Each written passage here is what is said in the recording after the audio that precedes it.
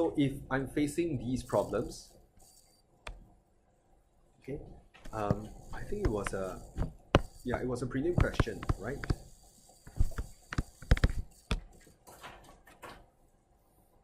Where they ask for policy solutions.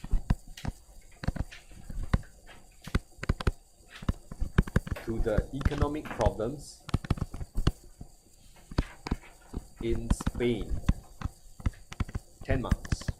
So it's the typical, imagine you're the policy advisor, right? What would you recommend? The extract will give you the context, right? Yeah, they asked for policy solutions. This was a case study. So I forgot to say they have the extract 1 and 2 telling you that in Spain, okay, it's a big problem because they have debt problems because Spain is part of PIGS. In Europe, interest rates are almost 0%. But more importantly, Spain does not control its own monetary policy. Can you say print more money? Cannot. You're using the euro. Who decides? European Central Bank.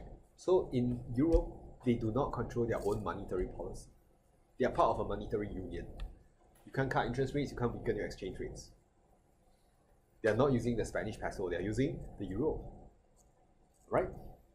So, fiscal policy out, monetary policy out. How do you answer this? What can Spain do? Also cannot. Sorry? Supply side? What kind of supply side? You're right, supply side. But we can't use the long run supply side policies because long run, by the time comes, Spain will be in trouble. What you should recommend is the use of short run supply side policies. So when you're revising macro, do not neglect short run supply side policies. I'll explain why. Okay, very often we think of supply side as long run, but the short run part is equally important. Okay, so short run supply side policies achieve this effect.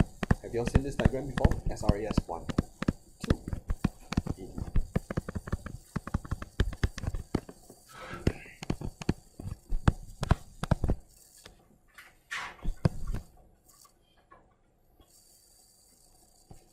Or if you prefer to show the other version, it looks like this. It's the same, okay?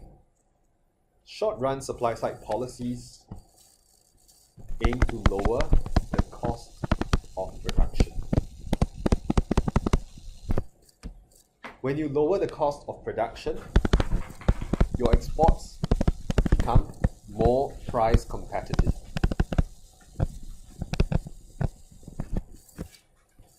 Which means they become cheaper. When they become cheaper, X minus M goes up. But what is missing here? You have to assume price elasticity of demand for exports is more than 1 to 1. Page 133 will tell you. Okay? So always remember, you don't miss out elasticity because why? They can penalize you for content rigor.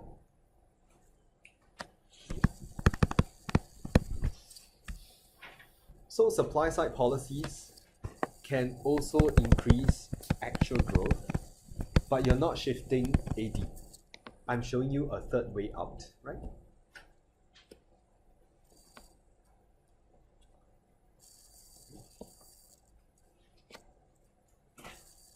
And how do you lower the cost of production? I can clamp down on the power of trade unions. Clamp down on power of trade unions to lower wage push. If the trade unions are very powerful, I'll probably just arrest the leaders and put them in jail. Right? That's how you clamp down on the power. What am I trying to show you? Such a policy doesn't require a lot of money.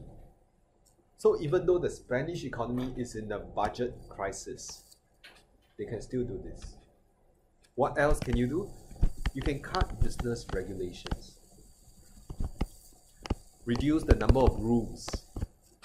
So it's cheaper for firms to operate. You can even call this part of your tax push inflation. I can even privatize local industries.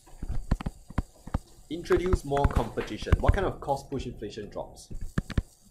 Very good, profit push.